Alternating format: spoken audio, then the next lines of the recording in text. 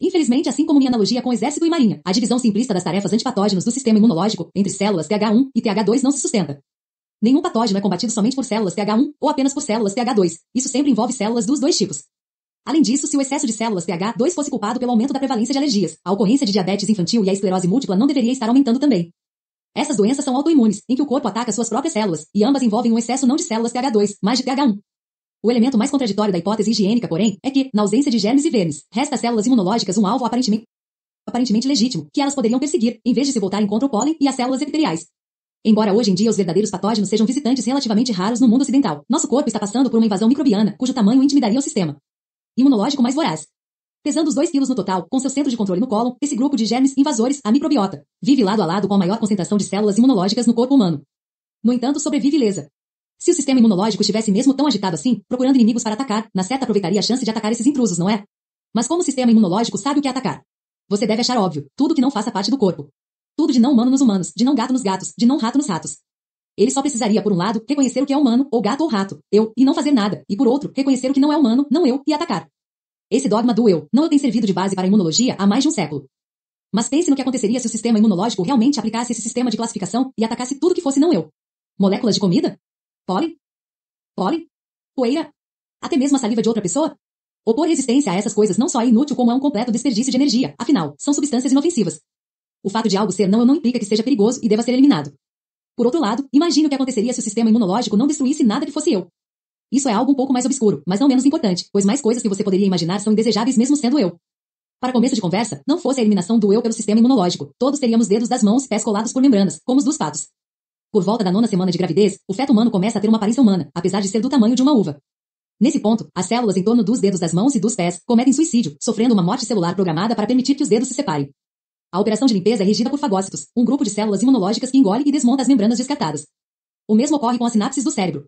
Para alcançar o equilíbrio perfeito entre lembrar e esquecer, precisamos destruir as ligações entre os neuronídeos que não são mais úteis, tarefa realizada por um tipo especializado de fagócito. O mesmo vale para células em risco de se tornarem cancerosas. Com uma frequência maior do que você imagina, estamos provavelmente falando de dezenas de vezes por dia. Erros no processo de cópia do DNA ameaçam dar a alguma célula a chave da imortalidade, câncer. São as células do sistema imunológico, patrulhando o corpo em busca de sinais de erros, que impedem que isso aconteça quase todas as vezes. É tão importante tolerar algumas substâncias. Não eu e atacar algumas que são eu quanto destruir patógenos externos. A microbiota claramente se encaixa na categoria não eu. Ela é formada por organismos inteiros, que não apenas pertencem a espécies diferentes de nós, mas a diferentes reinos biológicos. Além disso, são extremamente semelhantes às criaturas que causam tantos problemas ao sistema imunológico, as variedades patogênicas de bactérias, vírus e fungos. Além disso, os membros da microbiota têm, revestindo sua superfície, o mesmo tipo de moléculas que o sistema imunológico usa para detectar patógenos. Mas algo nesses micróbios instrui o sistema imunológico a não atacá-los. A hipótese higiênica de David Strachan é excelente, mas agora está passando por uma revisão. Ele sugeriu que quanto mais infecções tivermos na infância, menores serão as chances de desenvolvermos alergias. O problema é que os dados não batem e os mecanismos não funcionam bem assim. Em certo sentido, a reformulação pela qual a teoria está passando é bem sutil. Embora não cause doenças, a microbiota é, de certa forma, uma grande infecção.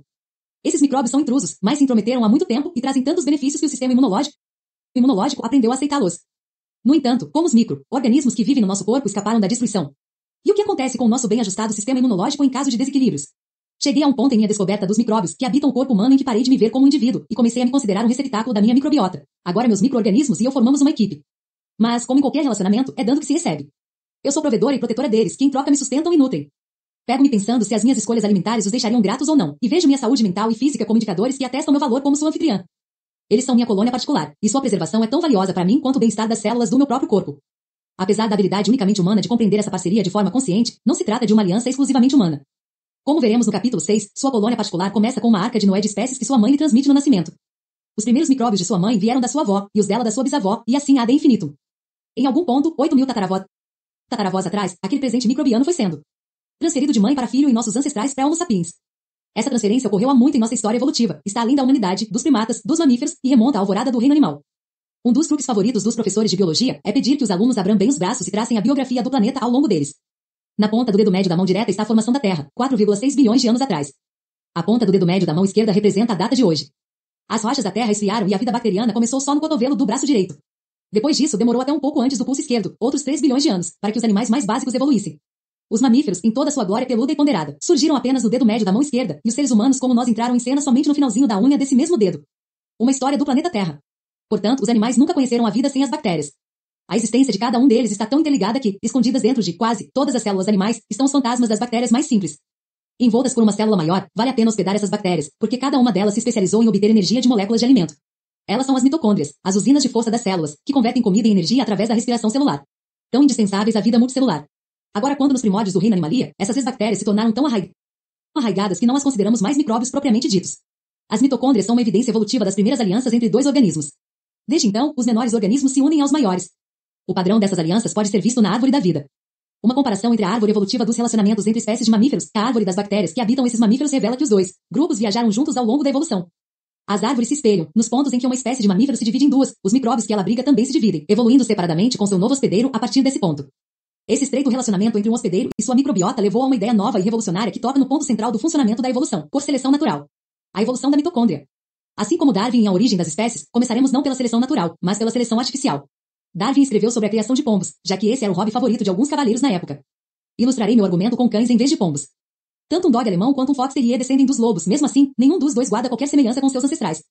Os dogs alemães foram criados para a caça de veados, javalis e até ursos nas florestas da Alemanha. Cada geração, seus criadores escolhiam cães com tamanho, velocidade e potência suficientes para se tornarem os pais da geração seguinte. Gradualmente, esses traços se tornaram mais pronunciados, já que as características mais apropriadas foram selecionadas pelos criadores, de forma artificial, não natural. Os fox terriers, na outra extremidade da escala, foram selecionados por seus criadores segundo a velocidade, a agilidade e a capacidade de se enfiar numa toca de raposa. A seleção natural funciona da mesma maneira, só que, em vez de um criador escolher quais características selecionar, o ambiente natural cumpre esse papel. Um guepardo precisa ter pernas poderosas o bastante para correr e caçar, coração e pulmões suficientemente grandes para ter mais fôlego que sua presa, uma visão aguçada para distinguir o filhote no meio de um bando de gazelas. Cada um desses traços é selecionado pelo clima, pelo habitat, pelos competidores, pelas presas ou pelos predadores desse organismo. O que os biólogos evolucionistas discutem é o que exatamente está sendo selecionado. Pode parecer óbvio, o indivíduo com músculos poderosos é aquele que vai viver e procriar. Ele foi selecionado pelas circunstâncias para se reproduzir. Mas então por que as leoas ajudariam seus filhotes? Por que abelhas operárias ajudariam a rainha? Por que a jovem galinha de água ajudaria os pais? E, o que é ainda mais intrigante, porque o morcego vampiro iria regurgitar uma refeição de sangue para outro que não conseguiu se alimentar, sem que os dois sequer sejam parentes. Se tudo que importa para o indivíduo é seu próprio sucesso reprodutivo, por que ajudar os outros? Essas indagações levaram os biólogos a discutirem a seleção acima do nível individual. Se a cooperação ajuda os membros de uma comunidade a se reproduzirem, especialmente quando não tem laços de parentesco, o ambiente não está selecionando apenas indivíduos, mas grupos inteiros. Richard Dawkins veria nos lembrar de que tanto a ideia de seleção individual quanto a de grupo estão errando o alvo. Em seu livro de 1976, O Gene Egoísta, ele defendeu a perspectiva de vários biólogos evolucionistas proeminentes, de que a seleção natural escolhe genes. Os corpos, ele diz, são meros veículos para os genes, permitindo que sejam imortais. Eles, assim como os indivíduos, variam, podem ser replicados e são transmitidos de uma geração para outra. O fato é que os genes são os responsáveis por determinar as chances reprodutivas de um indivíduo, e portanto, são eles, não o indivíduo, que são selecionados. Claro que um gene não consegue agir sozinho. Mesmo o gene mais vivificante e produtor de bebês que a mutação pudesse conceder a um indivíduo é limitado pelas virtudes de seus vizinhos. O que nos traz de volta ao início, o indivíduo, mas talvez com uma maior compreensão da complexidade da seleção natural. A evolução conjunta das espécies hospedeiras, sua microbiota acrescenta mais uma camada a esta rede emaranhada de favores evolutivos. Tomemos como exemplo um herbívoro, um bisão, para imaginar a tarefa da seleção natural na ausência da microbiota. O bisão seria grande o bastante para espantar os lobos, peludo o suficiente para se manter aquecido no inverno, e teria força para percorrer longas distâncias em busca de boas pastagens. Mas essas, e muitas outras características vivificantes e produtoras de bebês do bisão, seriam inúteis sem um conjunto satisfatório de micróbios. Sozinho, o bisão não é capaz de digerir a grama. Com a barriga cheia de grama intocada, não conseguiria absorver as moléculas do alimento nem produzir energia. Sem energia, não poderia crescer, se locomover, se reproduzir nem permanecer vivo.